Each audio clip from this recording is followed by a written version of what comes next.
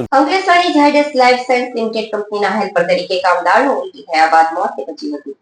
44 વર્ષીય કામદાર કામ કરી રહ્યો હતો તે દરમિયાન તેને ઉલટી થતા પ્રથમ ઈએસઆઈસી હોસ્પિટલ અને વધુ સારવાર માટે સ્વાસ્થ્ય હોસ્પિટલ ખાતે ખસેડાયો હતો। ટૂંકી સારવાર દરમિયાન તેનું મોત નીપજ્યું હતું।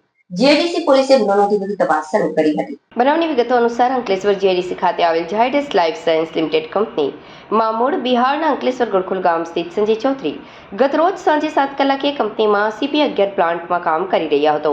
તે દરમિયાન અચાનક રાત્રિના 9:11 અરસામાં તેને ઉલટી થતા કંપનીએ HOHC ટીમ દ્વારા તેને પ્રથમ ઈએસઆઈસી હોસ્પિટલ ખાતે ખસેડવામાં આવ્યો હતો।